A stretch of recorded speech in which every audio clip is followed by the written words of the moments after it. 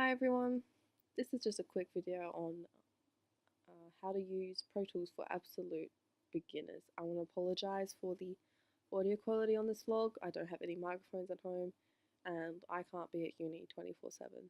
So, sorry, but you know, gotta do what you gotta do.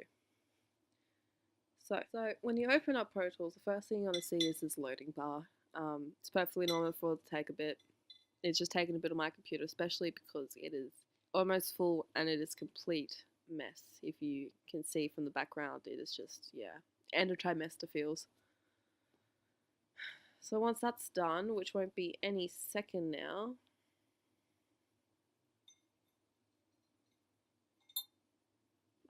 you'll see this screen.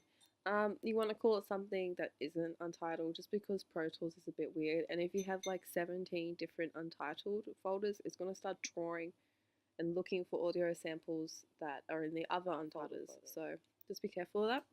For this one, we're just going to be calling it Pro Tools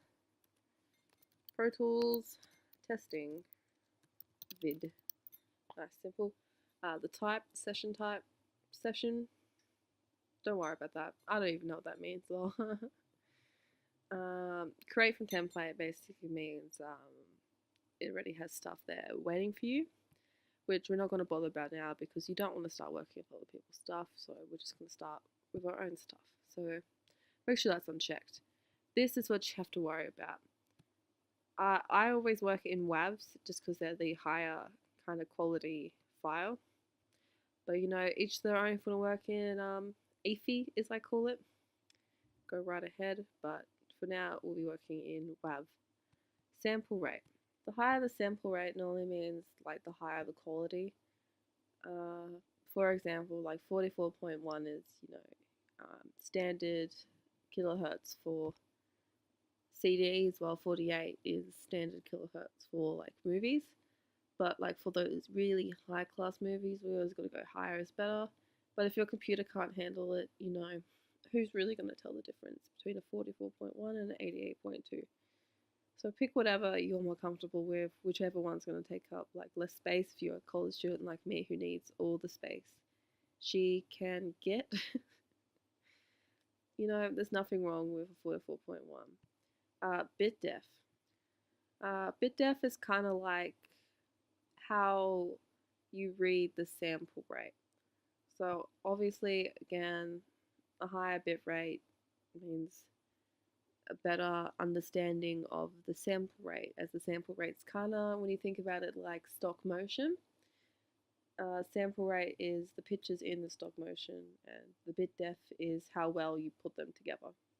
I hope that made sense, because that is the best explanation I can think of.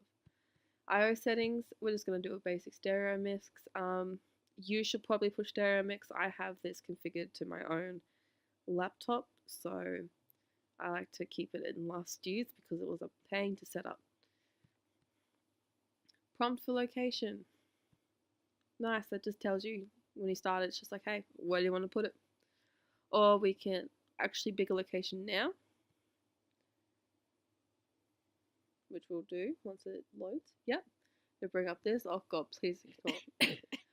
Don't put it on your desktop. Again, it starts drawing things from your desktop and you don't want that. So for now, we're going to put it in like movies. Stuff it. Let's just put it in movies because why not? Movies is nice and clean. You can find it later. Pro Tools, blah, blah, blah. Interleaved. Interleaved you want ticked. Interleaved just makes everything together. Interleave is something that you definitely want checked. It's basically tells Pro Tools that multi kind of channels, like stereos, need to be put together. So they don't separate the stereo files into left and right. So now we have all that set up. I was going to do 48 because, you know, that makes me feel better. BitTF WAV, stereo, Pro Tools testing session, locations and movies. Yep, seems all good, so just going to push create. That's going to take a second to create. And you should end up with something like this. Nice, clean, empty, nothing. Ooh, so pretty. Now, if we push, if you're an Apple user like me, I'm sorry if you're a Mac person, but I am not, so I'll be using Apple commands.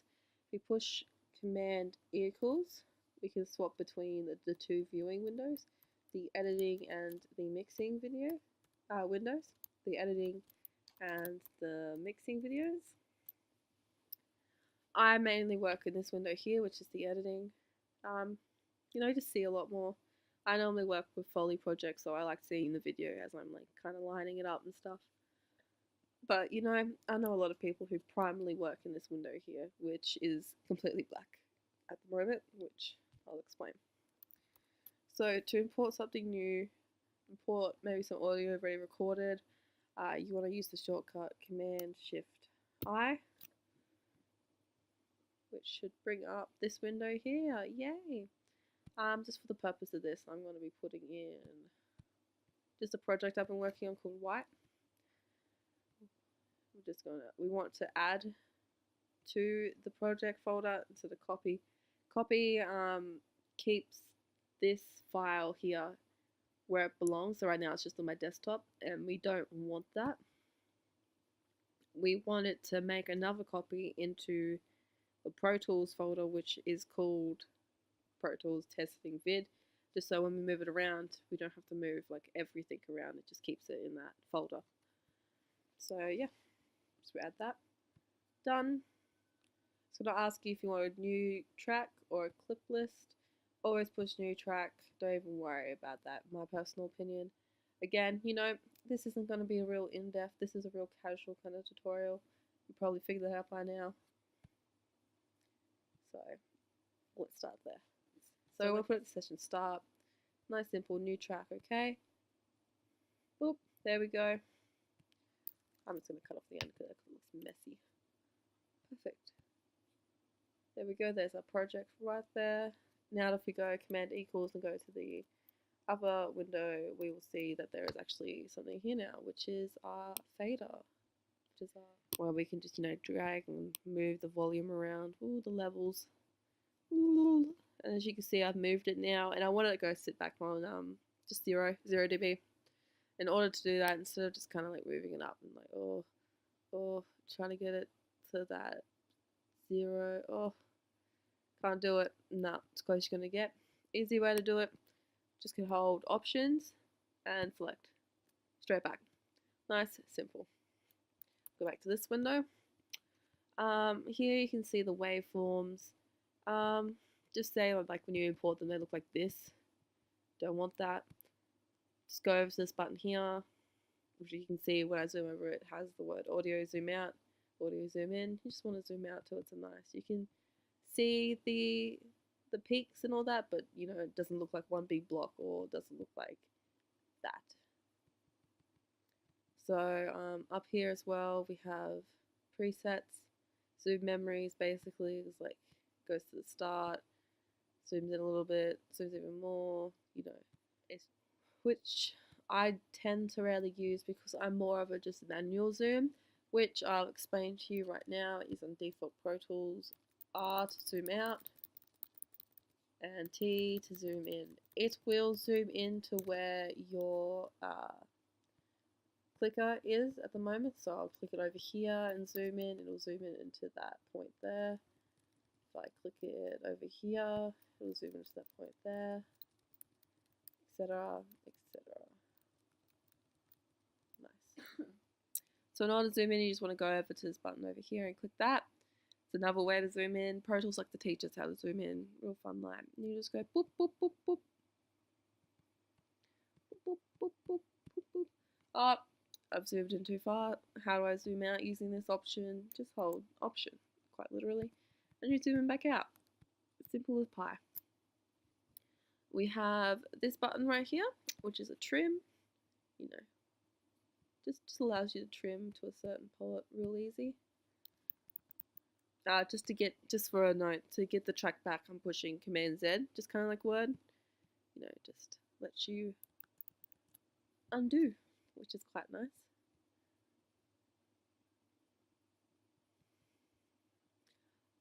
This button here is the selectory tool, which is literally just where you want to put your mouse. It's literally the select tool. Like, oh, I want to put my mouse there. Oh, I want to put my mouse there, etc. the grab tool. Pretty self-explanatory again. Grab it, move it. Fun stuff.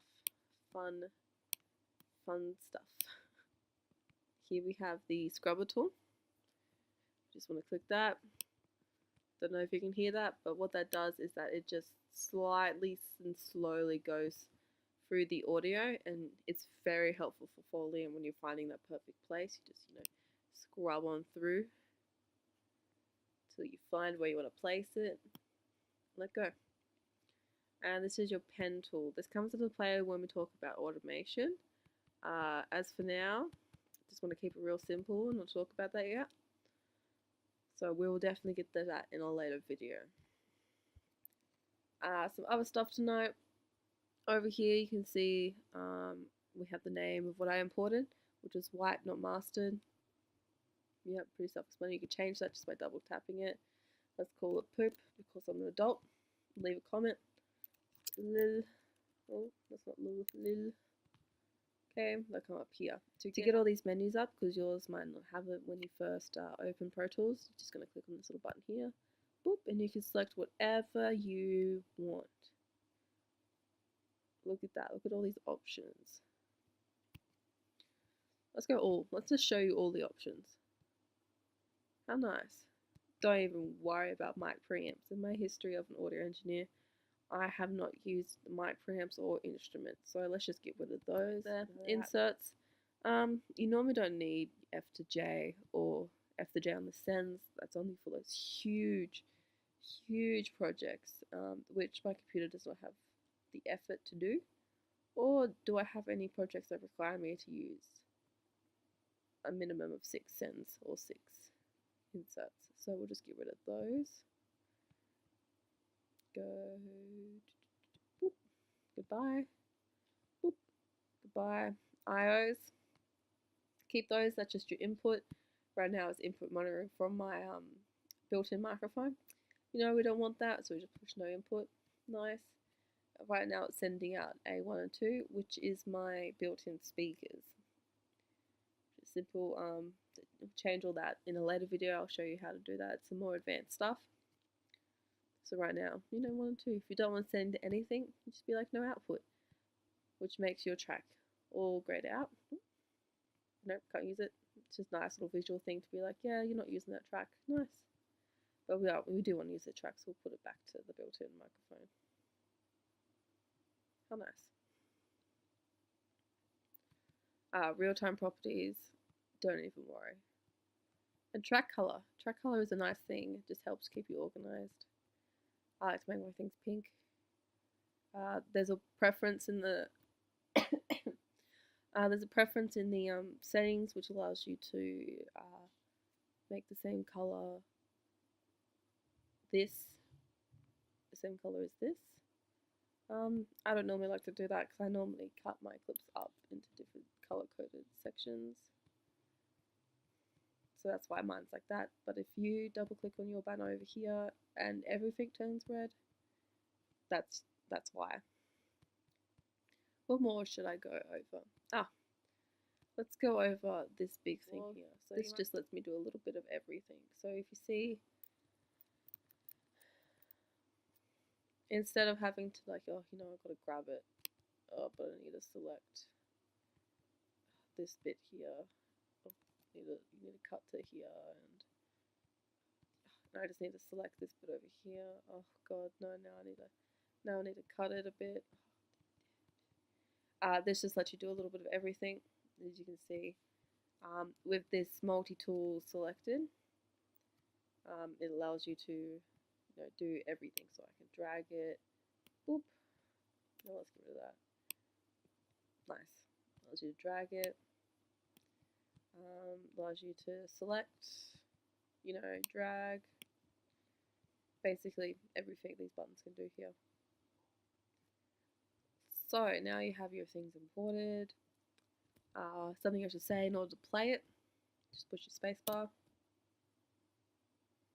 Nice, it's playing, sounds nice, sounds lovely. If you want to manually play it, you just push this button over here. Nice. Nice. Oh, can't stop it. push the stop button. Let's go all the way back to the track to start. Oh, let's move forward a little bit. It just jumps you forward in certain bars or however you have your presets set up.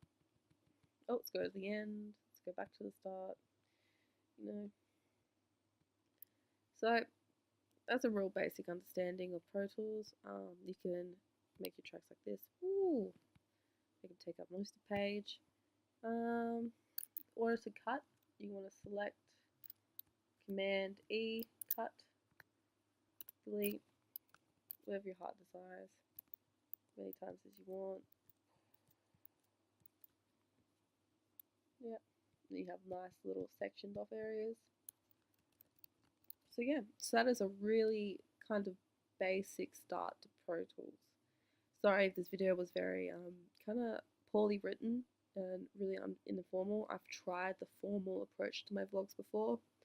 Don't like them. They make me sound like a narc. So I hope you guys enjoy these kind of lower class, kind of rush tutorials. I feel like they help me more. No bullshit. Straight to it. Next Pro Tools session, I'll be teaching you more about kind of these buttons over here, what these ones do, what's all this big stuff here, even some of this stuff. Before I move on to, inserts and sends. So thanks for watching. As usual, you can check out a more in-depth kind of explanation of what I just explained on my Strikingly page, kilimanti.strikingly.com.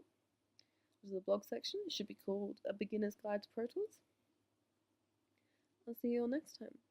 Bye.